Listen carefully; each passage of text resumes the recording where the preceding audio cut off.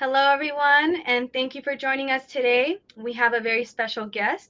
Fahad Ullah Khan is joining us from Colombia. Hello, Fahad, how are you? Good, Teresita. Thank you so much, dear. I am so happy that you were able to make it. And Fahad, I have a lot of information here about you, and I'm going to share it with our listeners. So, you are a mystical visionary who began your process at the age of 3 when you met Archangel Gabriel in a dream. Is that correct? Yes. Yeah, and then you traveled around the world with your family, and at the age of 10, you got involved with Buddhism, and you started learning about Buddhism teachings through monks within private family friends and also at monasteries or temples. Is that correct? Yes, dear. Yeah, and yeah, and I also read that your mom and dad were very, very encouraging about your spiritual growth and achievements. And throughout your life, you worked with many spiritual teachers who guided you on your journey. And in 2004 and 2010, you had an experience which you consider an enlightenment, spiritual divine grace experience. And since then, you've been working with people to help them discover their own inner peace. You are a Usui Reiki master, a Mat Sakim advanced practitioner, a minister and teacher of the Mystery School of the Pleiadian Lightwork Dolphin Star Temple, and you are an official instructor of Ho'oponopono is Love, as well as a life coach and a heart math certified trainer. And you also teach angelology, Yes. right? And you are an international lecturer, and you give lectures on topics such as Reiki, angels, Ho'oponopono, meditation, and other spiritual life topics. So, how are you? Good. Thank you. Good. Good. I have a few questions for you. I would love for our listeners to get to know you. So I'm going to ask you a few questions and we'll start there. So, Fahad, can you tell me what has inspired you to develop the topic titled The Divine Remembrance? Learn to awaken the sacred in your life, which you will be presenting during our seventh World Conference on Peace and Light. Well, for me, it's all about bringing love back to the heart again. Um, and I think for me, that is the most important thing because when we talk about the divine remembrance, Teresita, we're talking about really remembering whether you say God or the universe within ourselves. And for me, this it is important that this happens through the process of love within the heart. So whatever discipline we study, whatever spiritual path we take, there's a commonality, and that is love. That is awakening the compassion within the heart.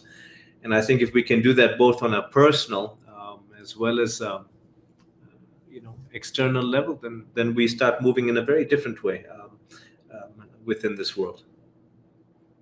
Very good. And what does remembrance mean to you exactly? Remembrance is for me it's about really coming back to oneself. It's about shedding away everything that we are or we think we are, um, and coming back to the heart. Because for me, that's where the divine is remembered. So it is a shedding away and simultaneously remembering who we truly are, beyond all these sort of masks that we have so long have placed over ourselves. Yeah, in a recent time, I've heard you say something about how it's important to move away from just being cerebral and intellectual. Why is that? Because we can fill our brains all our life. We can become experts at themes, at topics, and filling the mind doesn't necessarily mean that we are opening our hearts. If the heart is not open, It's like reading a book on learning how to swim. Until you actually get into the ocean itself, um, the experience is very much a mental one. So in the same way, we can study spirituality, we can read about it, but until we ourselves are ready to dip our feet into its endless ocean, um, we have not really begun. That's great. I love that response. It's wonderful. And from all this learning and or awakening of the sacred in our life, as you have mentioned, how do you think you can help build a world of light and peace?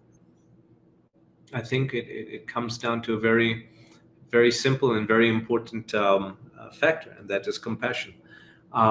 If there is love in your heart, then you're more willing to see the love in other people.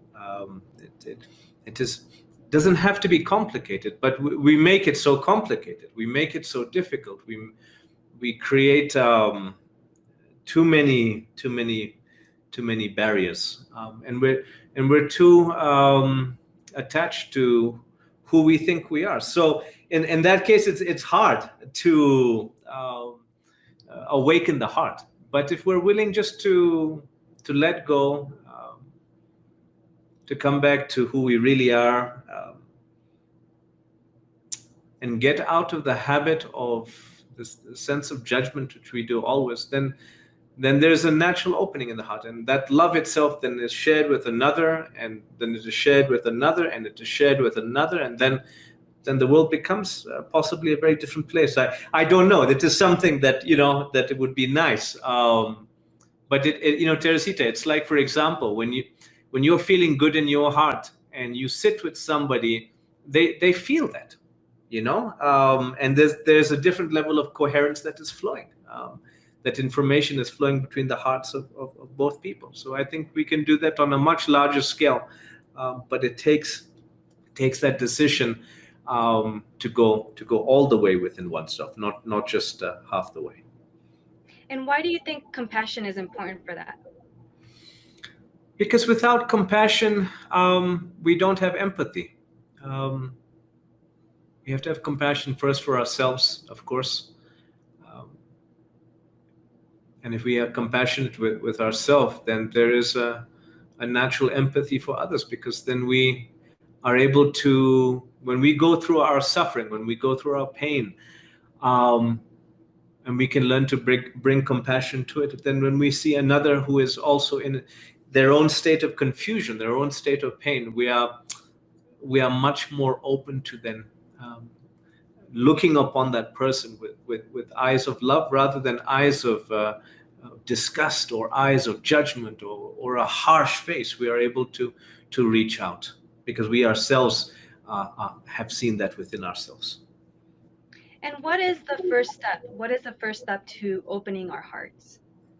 The decision, the decision to acknowledge that there is something beyond uh, our condition here. A tree, one walks down the road, you see a beautiful tree, that tree will sooner or later die. You look at your body, sooner or later it will pass away. Um, your relationship, you don't know if it is a life relationship, but sooner or later that will also pass away. So then we ask ourselves, well, what is really, really present? What goes beyond this state of impermanence? So I think when we're ready deep inside, not to be attached to creating endless sandcastles in the world, but investing in constructing the spirit, then I think we are ready to go beyond. But if we play the same game and we expect to see something else, it doesn't work like that. It doesn't work like that. You can, of course, you live your life, you do your things. Yeah, you don't have to be living in a mountain all alone. No, no. Engaged in life, but until your heart, starts to ask, well,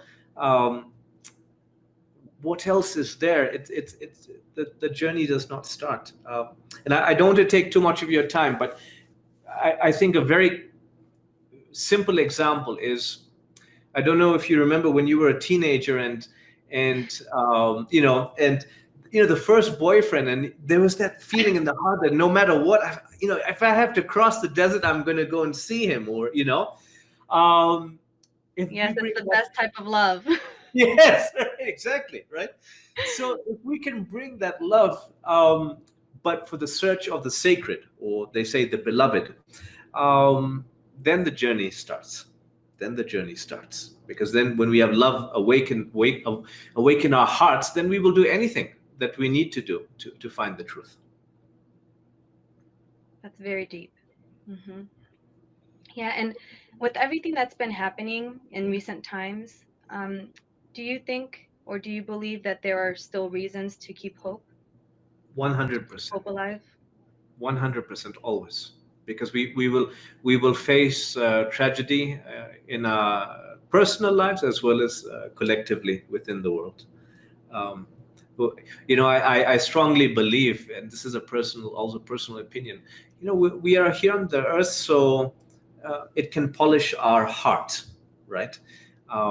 We're not here so that everything is perfect. Otherwise, there would be no reason for us to be here, right? But the soul is here, and the sort of the duality of conditions, it starts to polish the heart, just like water starts to polish a rock. And if we allow it, then eventually we have a heart which is truly open. But that is the process for each soul to go through. And so hope, 100%, always, always, always. Yes, we must always hope.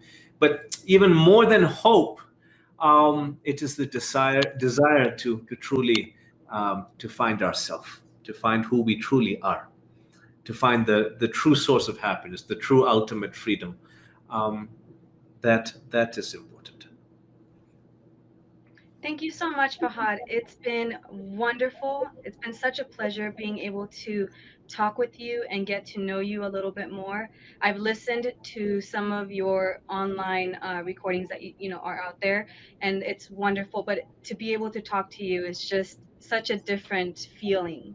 And I'm so happy that you will be with us and that you will be presenting during the seventh conference, World Conference on Peace and Light. And so thank you so much, Fahad. I hope that you have a wonderful rest of your day, and we Thank will see you. you soon. Thank you so much, Teresita. I appreciate that. Thank you. Blessings. See you But soon.